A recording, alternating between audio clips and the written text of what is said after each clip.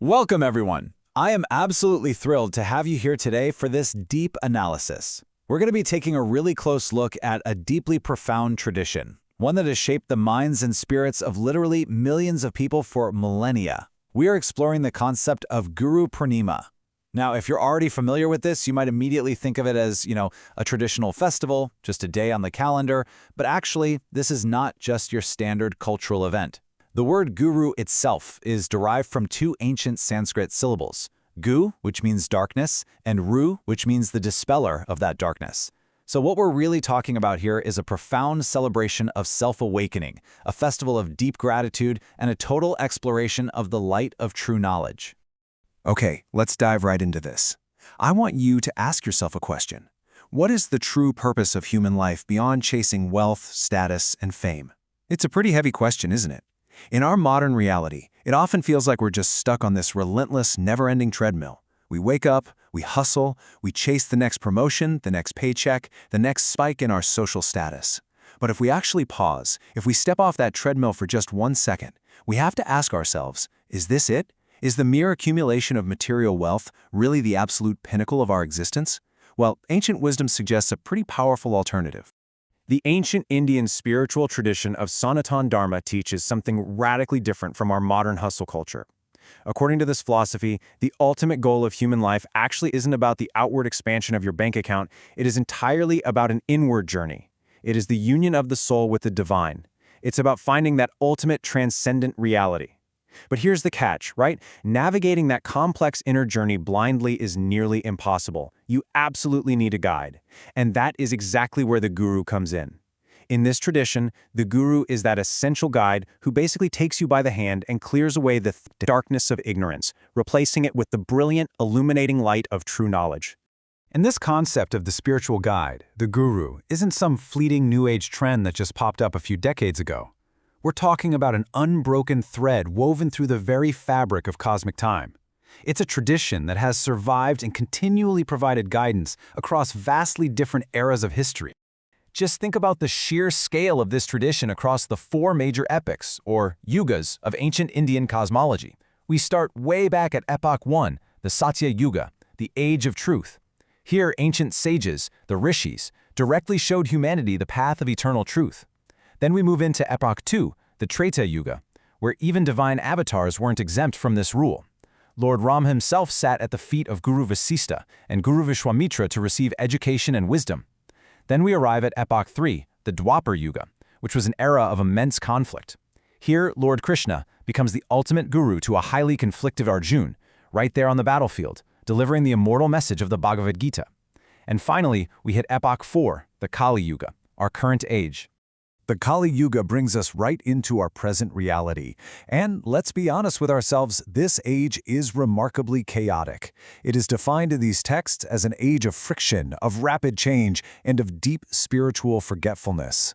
The need for a true guide is arguably more urgent right now than in any of the previous epochs we just looked at. Notice the stark contrast we're dealing with today. On one hand, we have the symptoms of the modern world. We are completely surrounded by illusion, crushing stress, a culture of intense selfishness, and an overwhelming, almost magnetic attraction to material things. It's exhausting just thinking about it. But then, look at the antidote. The source texts argue that the guru's wisdom is exactly what we need to cure those modern anxieties. Where there is illusion, the tradition states the guru brings truth. Where there is stress and selfishness, the guru teaches compassion and true discipline.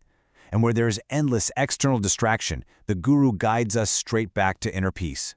So the crucial takeaway here is that a true guru is giving you so much more than just a list of facts to memorize. They aren't simply academic instructors. They are teaching you the actual art of living. They instill true discipline and a mindset of service. They build unshakable self-confidence, literally from the inside out.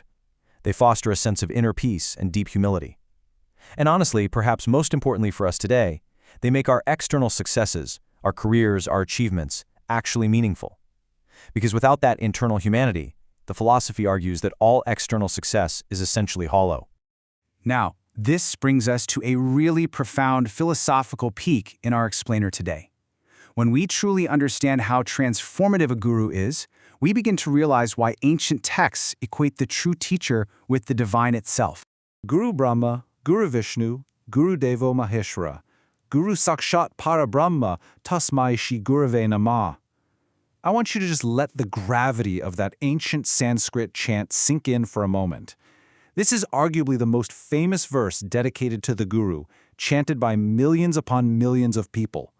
It is not just beautiful poetry, it's a profound philosophical statement about the very nature of reality and guidance. This verse brilliantly illustrates the true scale of the Guru's power. Think about the ultimate divine forces of the universe: Brahma, the creator; Vishnu, the preserver; and Maheshwar, or Shiva, the transformer. The tradition holds that the Guru literally embodies these exact same forces in our own personal lives. The Guru creates new understanding within us, preserves our good qualities and virtues, and ultimately transforms us by destroying our ignorance to reveal the ultimate truth. The Guru is seen as that manifest divine power, right here, actively guiding us every step of the way. Okay, so understanding this cosmic perspective is absolutely fascinating, but wisdom has to eventually become action, right? We have to take these grand universal concepts and apply them directly to our own lives today. So here is exactly how we bring this ancient wisdom to life right now. Step 1, actually take time today to explicitly express gratitude. Honor your parents, your teachers, your mentors, your spiritual guides, anyone who has pointed you in the right direction when you were lost. Step 2, make a vow. Promise to pay it forward. Vow to spread light in society through your own knowledge, your own good conduct, and your service to others. And step 3, make a conscious, daily effort to move away from ignorance towards true knowledge, and to trade that heavy, exhausting burden of your ego for the true freedom of genuine humility.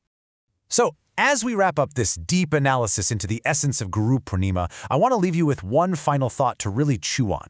In this vast and, let's face it, sometimes very confusing journey from ignorance to knowledge, from darkness to light, who is the light of your life? Who has shaped your path? And even more importantly, how are you going to pass that light on to others? Take a moment today to thank them. Thank you so much for joining me on this incredible exploration of knowledge and gratitude. Until next time, keep learning, keep reflecting, and keep moving toward the light.